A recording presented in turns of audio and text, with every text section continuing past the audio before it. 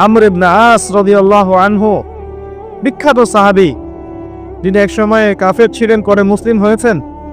খালিদ বিন ওয়ালিদ রাদিয়াল্লাহু আনহুর সাথে খুব ভালো সম্পর্ক ছিল তার। পরবর্তীতে ওমর রাদিয়াল্লাহু আনহু যুগে তিনি মিশরের গভর্নর হয়েছিলেন। মৃত্যুর সময় তিনি বলছেন যে একটা সময় ছিল যখন আমরা জাহেলিয়াতের মধ্যে ছিলাম, আল্লাহ যদি তখন আমার মুখ দিতেন তাহলে জাহান্নাম ছাড়া কোনো গতি ছিল না। এরপর আমি ইসলামের মধ্যে আসলাম এবং ভালো আমল করতে থাকলাম। এমন আমল করছিলাম যে ওই সময় যদি আল্লাহ আমার মৌত দিতেন তাহলে আমি হয়তো জান্নাতের ব্যাপারে নিশ্চিত থাকতে পারতাম। এরপর আসলো কিছু কিছু ফিতনা। এখন আমি সেই ফিতনার যুগে মারা যাচ্ছি, আমি জানি না আমার সাথে কি হবে। বিখ্যাত সাহাবী আমর ইবনে আস রাদিয়াল্লাহু আনহুর কথা এটা। তিনি তখন বললেন, আমার মৃত্যুর পরে তোমরা আমার কবরের পাশে বসে থেকো, তাড়াতাড়ি চলে যেও না। আমার কবরের পাশে বসে থেকো, তাড়াতাড়ি চলে যেও না। একটা উট জবাই করে গোশতগুলো বন্টন করতে যত সময় লাগে এতটুকু সময় তোমরা বসে থেকো, যাতে আমি প্রশ্নোত্তরের প্রিপারেশন নিতে পারি। বিখ্যাত সাহাবীর উক্তি। ওসমান রাদিয়াল্লাহু তাআলা আনহু জান্নাত জাহান্নামের বর্ণনা শুনে কাঁদতেন না। যখন কবরের কথা আলোচনা হতো, কবরস্থানে যেতেন, দরদর করে কাঁদতে থাকতেন। এরপর একটা সভ্যতা আসলো, আধুনিক সভ্যতা, যে সভ্যতা কবরস্থানকে লোকালিটি থেকে অনেক দূরে সরিয়ে দিল। সমাজ একটা, গ্রাম একটা, কবরস্থান অনেক দূরে। মানুষ মারা গেলে তাকে দূরে কবর দিতে যেতে হয়, তাই না? আর ওই যুগে এমন ছিল, কবরস্থান ছিল মসজিদের পাশে। এখনো দেখবেন নববী, মসজিদ নববীর পিছনে আছে না বাকিউল গারকাত, সাহাবীদের কবর। কারণ ছিল যখন মানুষ এটা অতিক্রম করবে প্রতিদিন নামাজ পড়তে যাওয়ার সময় 5 বার করে, তার মধ্যে পরকালের ফিকির হবে, কবরের কথা চিন্তা থাকবে। কার না আসবে? দুনিয়ার জীবন এ তুচ্ছ না সম্পর্কে আমাদের ধারণা আসবে। একটা দাজ্জালীয় সভ্যতা যখন আসলো, এই সভ্যতা কবরস্থানকে আস্তে আস্তে দূরে সরিয়েছিল। এখন বছরে একটা দিনও আপনারা কবরস্থানে যান কিনা সন্দেহ আছে। তাই মৌতের কথা মানুষের স্মরণ হয় না। আর তারা চায় যে আমরা মৃত্যুকে ভুলে যাই। তারা চায় যে আমরা মৌতকে ভুলে যাই, দুনিয়ার ভোগ বিলাস নিয়ে ব্যস্ত থাকি। এতে করে ওদের উদ্দেশ্য সফল হবে এবং আমাদেরকে ডমিনেট করা ওদের জন্য সহজ হবে। এই যুগে যা যা হচ্ছে এগুলো কোনোটাই এমনি এমনি হয়নি। প্রত্যেকটা ঘটনার পিছনে কোনো না কোনো বিষয় আছে। এটা বুঝতে হলে আপনার নূর লাগবে। আমি বারবার একটা কথা বলেছিলাম, নূর লাগবে। নবীজি বলেছেন সাল্লাল্লাহু আলাইহি ওয়াসাল্লাম, ফিতনাটা এত ভয়াবহ হবে, অন্ধকার রাতে কালো পাথরের উপর কালো পিঁপড়া নীরবে হেঁটে গেলে যেমন হয়, ফিতনার ব্যাপারটা তেমন হবে। এত ডিফিকাল্ট। এখন আপনার পিএইচডি করার প্রয়োজন নাই যে এই ফিতনা চিনতে হলে আপনার কি লাগবে। কি লাগবে বলেন?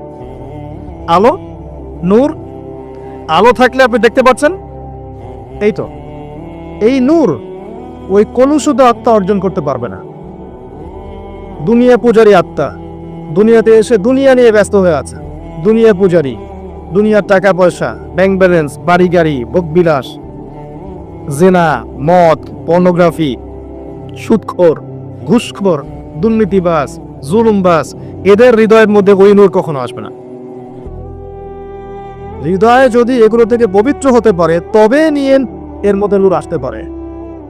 হৃদয়কে এগুলো থেকে পবিত্র করার পর মনের মধ্যে যে হিংসাগুলো আছে, গীবত, তোহমত, সমালোচনা, অহংকার, এগুলো সংস্কৃতিগুলো আছে, এগুলো ত্যাগ করার পরে যখন মানুষ কোরআন ধরবে, হাদিস পড়বে, নামাজি হবে, তাহাজ্জুদ গোজার হবে, সুন্নাহর পাবন্দ হবে, হালাল খাবে, আদর্শ পরিবার গড়বে, ইসলামিক সমাজ গড়বে, আত্মশুদ্ধি অর্জন করবে, বেশি বেশি তেলাওয়াত করবে, জিকির আজগা করবে, আল্লাহকে ডাকবে, আল্লাহর ধ্যান করবে, আল্লাহর জিকির করবে, তাসবিহ তাহলিল করবে, মৌতকে স্মরণ করবে, পরকালকে স্মরণ করবে, প্রত্যেকটা কাজ আল্লাহকে সন্তুষ্ট করার জন্য করবে, তখন দেখবেন এই কলবগুলোর মধ্যে কি আসবে? আল্লাহর নূর আসবে ইনশাআল্লাহ। তখন সে ফিতনা রিকগনাইজ করতে পারবে, চিনতে পারবে ইনশাআল্লাহ। তো এই রূহটা যদি নূর দিয়ে আলোকিত করতে না পারি, পরকালে কবরেও নূর পাবো না, হাসরের মাঠেও কখনো নূর আসবে না। একটা আয়াত বলছি, সূরা হাদীদ আল্লাহ পাক বলেছেন, ইয়াউমা তারাল মুমিনিনা ওয়াল মুমিনাত ইয়াসআ নূরুহুম বাইনা আইদিহিম ওয়া বিআইমানিহিম। হে নবী, কিয়ামতের মাঠে আপনি দেখবেন মুমিন পুরুষ, মুমিন নারীদের জন্য তাদের সামনে এবং ডান দিকে আল্লাহর পক্ষ থেকে আলো এবং নূর থাকবে। মুনাফিকরা বলবে যে আমাদেরকে নাকতাবিস মিন নূরিকুম, তোমাদের নূর থেকে কিছু আমাদেরকে দাও, আমরা তো পার হতে পারছি না। ফুলসিরাত ওদেরকে বলা হবে কিলা রুজিউ ওয়ারাকুম ফালতামিসু নূরা, ফিরে যাও পিছনে, পিছনে ফিরে যেয়ে নূর তালাশ করে আসো। দুনিয়ার জীবন তোমাদেরকে প্রতারিত করেছিল, আজকে তোমাদের জন্য কোনো নূর নাই। আল্লাহ যাকে নূর দিবে না, ফামা লাহু মিন নূর, তার কোনো নূর থাকবে না। নূর নিয়ে এতগুলো কথা এই জন্য বলছি, আমি পরে আসছি। এই যুগে যদি আপনি চলতে চান, ফিতনাগুলো চিনে আল্লাহর পথে চলতে চান, এগুলো থেকে দূরে থাকতে চান, আল্লাহ আনুগত্য করতে চান, রাসূলের আনুগত্য করতে চান, পরিস্থিতি বুঝে এগোতে চান, আপনার বাহ্যিক চোখ যথেষ্ট না, আপনার নূর দরকার কলবের মধ্যে। বাহ্যিক চোখ দিয়ে আপনি সব বুঝতে পারবেন না। বাহ্যিক চোখ দিয়ে আপনি দেখবেন বিশ্ব এগিয়ে যাচ্ছে, আর আল্লাহর নূর দিয়ে দেখলে আপনি বুঝতে পারবেন বিশ্ব এগিয়ে যাচ্ছে ঠিকই, তবে এটা তার ধ্বংসের দিকে এগিয়ে যাচ্ছে। দৃষ্টিভঙ্গির বিশাল পার্থক্য দেখবেন আপনি। তো এই যে সময়টা আল্লাহ দিয়েছেন, এই সময়টুকুতে যদি আমরা তাওহীদে থাকি, সুন্নতে থাকি, দিন পরিপূর্ণরূপে পালন করি, কবরের 3টা প্রশ্নের উত্তর দিতে পারবেন ইনশাআল্লাহ। এরপরে আপনাকে রাখা হবে ইল্লিনে, যেখানে আপনি জান্নাতের নিয়ামত ভোগ করবেন। আল্লাহর পরে যারা শহীদ, তাদের ব্যাপারে এসেছে যে তোমরা আল্লাহর পথের শহীদদেরকে নিহত বলো না, মৃত বলো না, তাদেরকে আল্লাহর পক্ষ থেকে রিজিক প্রদান করা হয়। জাফর ইবনে আবি তালব রাদিয়াল্লাহু আনহু, যিনি মুতার যুদ্ধে শহীদ হয়েছিলেন, তার 2টা হাত কেটে গিয়েছিল। নবী সাল্লাল্লাহু আলাইহি ওয়াসাল্লাম কান্নাকাটি করেছিলেন তার ইন্তেকালের সংবাদ শুনে, কিন্তু একটু পরে মুচকি হেসেছেন। তাকে জিজ্ঞেস করা হলো, কি জন্য আপনি হাসলেন ইয়া রাসূলুল্লাহ? তিনি বললেন, আমি দেখলাম যে জাফর রাদিয়াল্লাহু আনহুকে আল্লাহ এই কাটা 2 হাতের বিনিময়ে জান্নাতে 2টা সবুজ পাখা দিয়েছে। এটা দিয়ে সে জান্নাতে ঘুরে বেড়াচ্ছে এবং ফল খাচ্ছে। তার মানে ইল্লিনে আপনি আপনার কর্মফল ভোগ করবে, আপনার আত্মা ভালো ফল ভোগ করবে।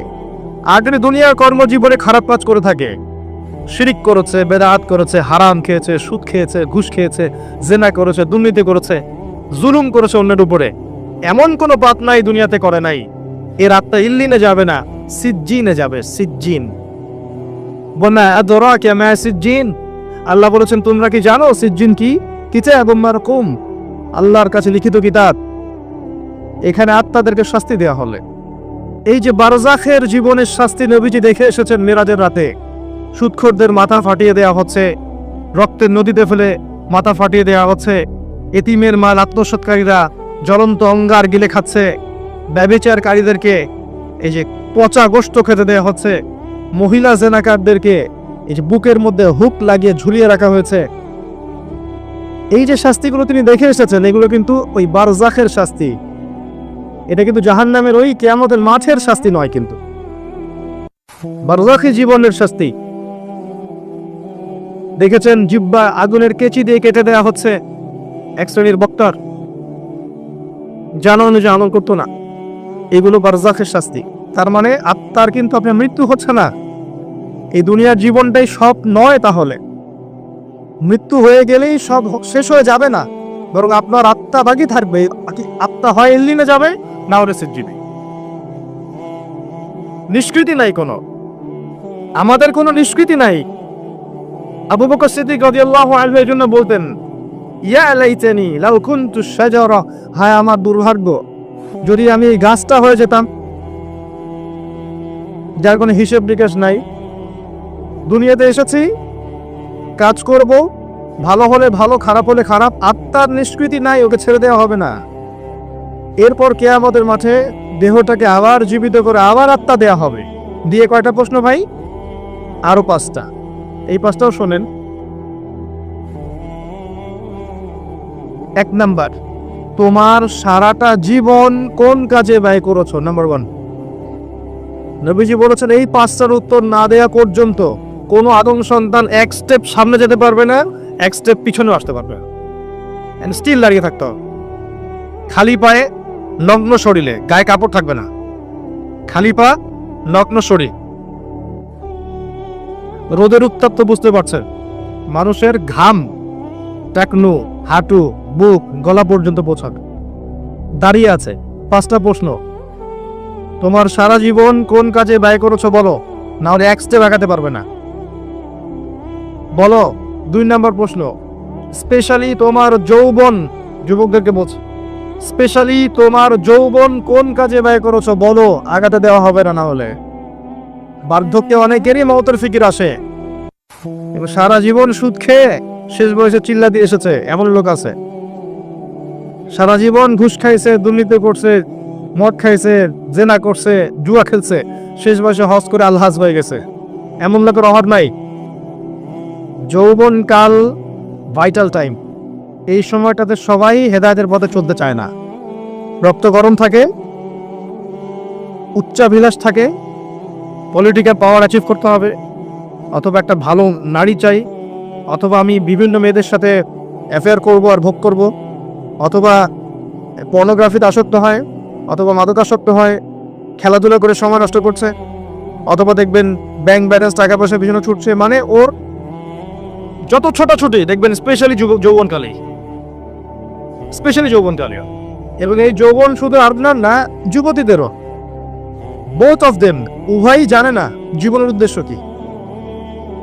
অন দ্য আদার হ্যান্ড মেয়েকে দেখবেন সারাদিন মেকআপ, পার্লার, এই ফ্যাশন, ওই ফ্যাশন, এই ড্রেস, ওই ড্রেস, টিকটক, ফেসবুক, ইউটিউবিং, এগুলোতে ব্যস্ত আছে। বসে বসে নিজেই হাসছে, নিজেই ছবি তুলছে, নিজে নিজে হাসছে একা একা, মানে হাসির কোনো কারণ নাই, এমনি একা বসে আছে, একটা হাসলো, ছবি তুলো। মানে মাইন্ড প্রোগ্রামিং। দেখেন, আমাদের মাথাটাকে ইহুদিরা প্রোগ্রামিং করে দিয়েছে। মানে আপনি যা করবেন ওরা আপনাকে দেখতে আসবে না, বরং আপনি নিজেই জানিয়ে দিবেন, দেখো আমি এটা করেছি। ওয়াইফকে নিয়ে ঘুরতে গেছে, ছবি দিবে ফেসবুকে, কয়দিন পর হয়তো বাথরুমে বসেও ছবি দিবে। এটাই বাকি আছে খালি, আই থিঙ্ক শুধু এটাই বাকি আছে, বাকি সবই দেওয়া যায়। এগুলো দিস হয়। আমি আপনাদের ভাষা বুঝি না, বলতেও পারি না, এগুলো মাঝে মধ্যে দেখা যায়। ভালো করে খেয়াল করেন, মানুষের 2টা জীবন, এই যে ব্যক্তিগত জীবন আর পাবলিক লাইফ। পাবলিক লাইফ, আপনি আমি এখন পাবলিক লাইফে আছি, আমাদের প্রাইভেসি আছে, সবকিছু তো আপনি জানবেন না, আবার আপনার সবকিছু আমি জানবো না। একটা প্রাইভেট লাইফ, ব্যক্তিগত জীবনে আপনি খান, ঘুমান, আপনি স্ত্রীর সাথে থাকেন, ঘরের মধ্যে অনেক কিছুই করেন। এই মাইন্ড প্রোগ্রামিং করে ওরা আমাদেরকে এমন একটা মানসিকতা দিয়ে দিয়েছে যে আমরা এখন পাবলিক লাইফ আর প্রাইভেট লাইফে পার্থক্য বুঝতে পারছি না। মানুষের প্রাইভেট লাইফকে আমরা পাবলিক করে দিচ্ছি, ব্যক্তিগত জীবনে যা করছে সব ঢেলে মানুষকে জানাচ্ছে। ওরা কিন্তু জানতে আসছে না, আপনিই জানিয়ে দিচ্ছে ফেসবুকে। এটা প্রোগ্রামিং, একটা মাইন্ড প্রোগ্রামিং। ওদের ওই যুব সমাজও যেমন, যুবতী সমাজও তেমন। দেখুন, এরাও ফ্যাশন, ওই পার্লার, এই গেট আপ, জিন্স গেঞ্জি, রাস্তায় ঘোরার। তারপরে যদি বুঝায় দেওয়া যায় যে তুমি তো সম অধিকার পাওয়ার যোগ্য, নারী পুরুষের সাথে কোনো পার্থক্য নাই, তুমি বাসায় বসে থাকবে কেন? তুমি বেগম লোকের উত্তরসূরি না? বাসা থেকে বের হও, ঘর থেকে বের হও, মৌলবাদী পর্দার দর্শন বাদ দাও, পুরুষের কাঁধে কাঁধ মিলিয়ে মাঠে নামো, জাতিকে এগিয়ে নাও। তাহলে তো আর কথাই নাই, ওকে আর ওরা হাতি দিতে পারবে না। ফের ও তো আবার আকাশে উঠবে, মাটিতে হাঁটবে না, আকাশে হাঁটবে।